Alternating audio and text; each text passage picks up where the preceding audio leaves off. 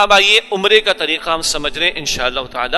ایک بات یہ ذہن میں بٹھا لیجئے کہ بعض لوگ اتنا کبھی کبھی پریشان کر دیتے ہیں کہ بھائی بہت مشکل ہے، اور ایسا بولتے ہیں کہ شاید کوئی کر ہی نہیں سکتا۔ تو یہ ایسی بات بالکل نہیں ہے۔ عمرے کے اعمال موٹی موٹی 4 باتیں، کتنی؟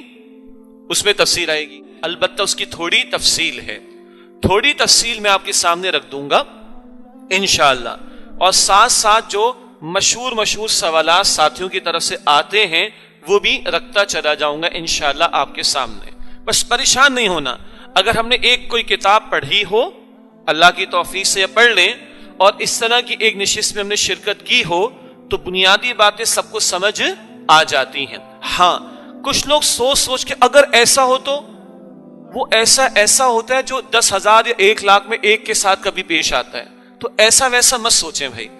جب ایسا کبھی ہو جائے تو کسی صاحب علم سے پوچھ لیں، اور اب علماء بہت ہوتے ہیں ماشاءاللہ جو دستیاب ہوتے ہیں، وہاں کوئی نہیں مل سکے گا پاکستان فون کر کے بھی آپ مسئلہ معلوم کر سکتے ہیں، بہت سے علماء جو مدارس ان کے نمبرز بھی دستیاب ہو سکتے ہیں، پریشان نہ ہو۔ لیکن موٹی موٹی بات بہت ہی آسان ہے۔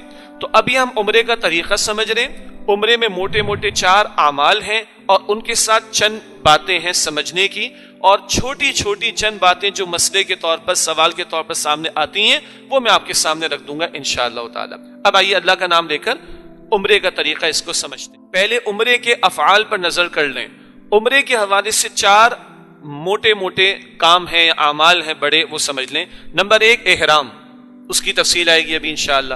نمبر 2 طواف، اس کا طریقہ اور تفصیل آئے گی انشاءاللہ۔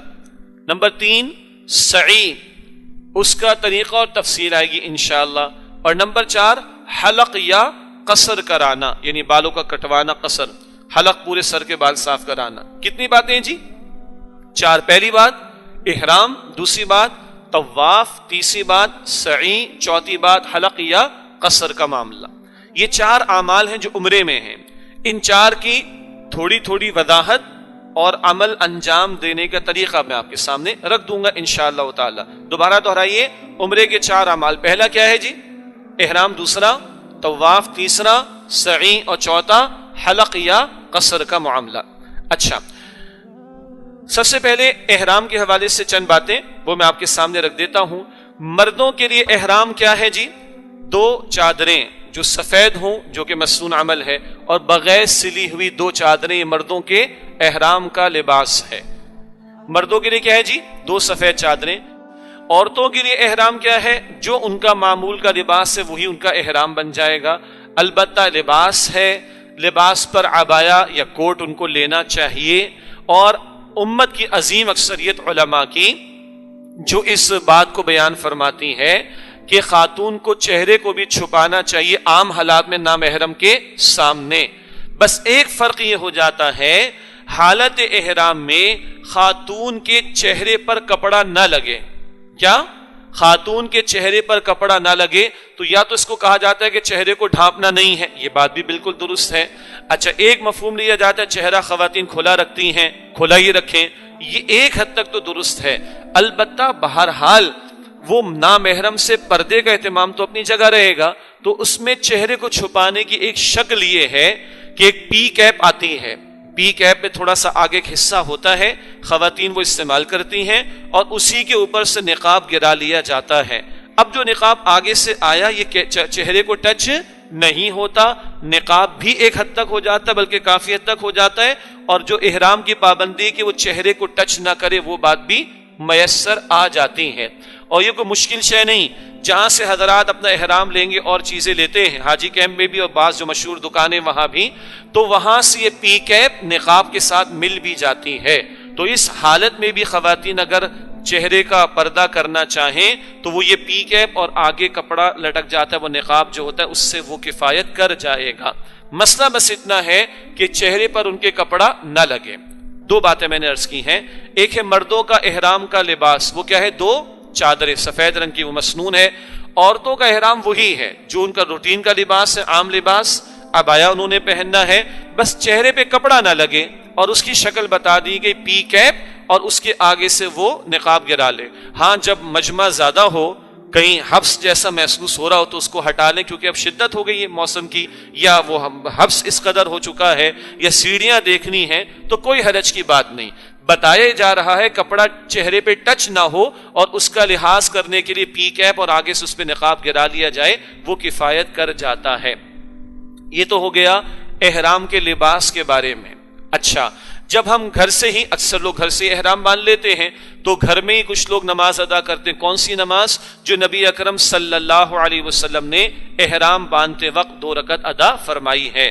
کچھ لوگ ایئرپورٹ پر ادا کرتے ہیں، جو بھی ترتیب بن جائے۔ تو یہ ہم نے 2 رکعت ادا کرنی احرام، ابھی نیت ہم نے نہیں کی، نیت ہم بعد میں کریں گے۔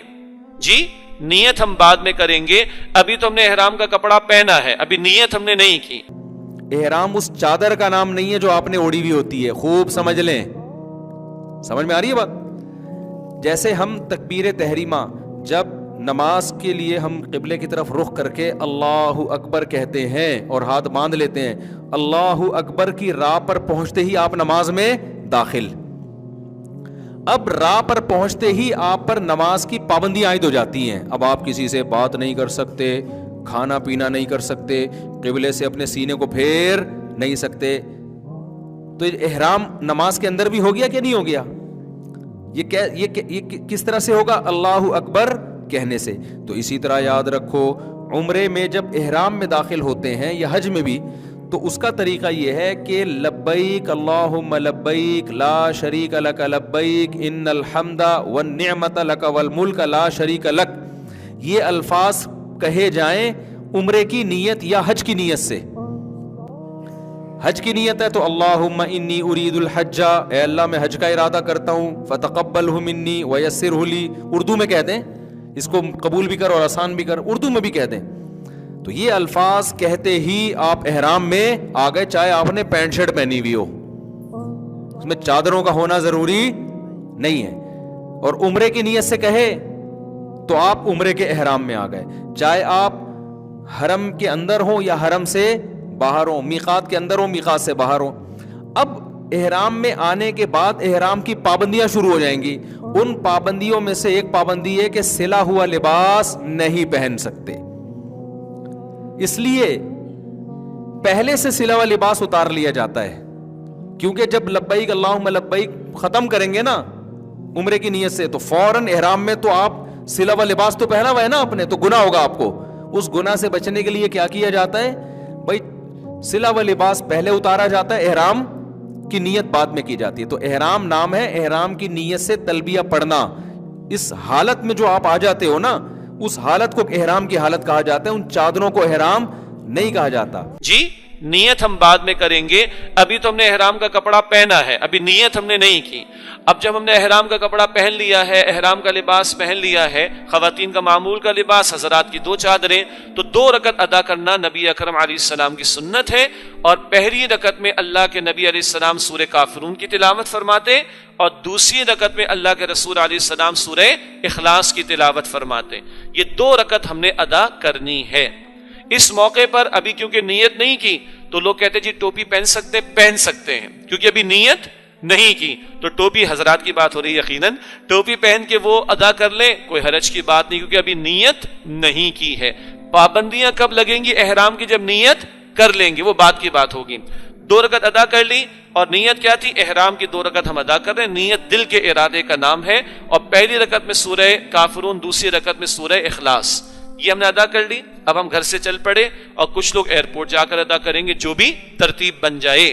بعض ساتھی کبھی وہ احرام ایئرپورٹ پر تبدیل کرتے ہیں، بشرطے کہ وہ اتنے پہلے پہنچ جائیں کہ فلائٹ میں بھی خاصا ٹائم ہو۔ یہ انتظامی معاملات ہیں، جو بھی شکل بنا لیں۔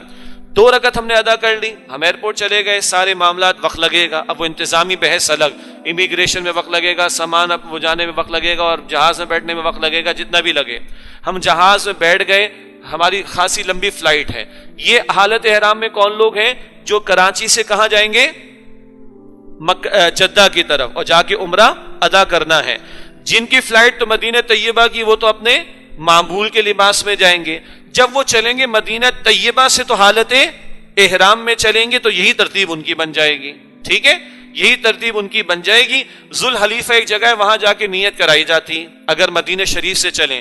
اگر بس والا نیچے نہیں اتارتا اور مسجد میں جانے نہیں دیتا تو پریشان نہ ہو, بہتر ہے کہ اپنے ہوٹل کے کمرے میں ہی آپ ادا کر لیں جو 2 رکعت ہے کس کی, احرام کی. اور اگر وہ بس والے بس میں نیت کرا دیں تو نیت کر لیں اور سفر آپ کا شروع. یہ کن کے لیے بتایا؟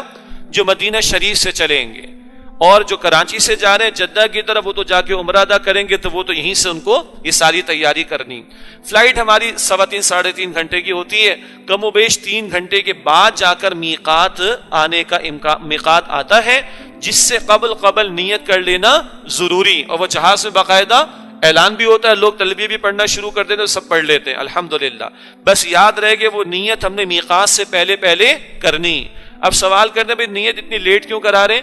صرف اس وجہ سے کبھی جہاز لیٹ ہو جائے, خدا نہ خاصہ کینسل ہو جائے, تو وہ جو پابندیاں لگنی اس سے ہم بچے رہیں گے. بس اتنی بات ہے.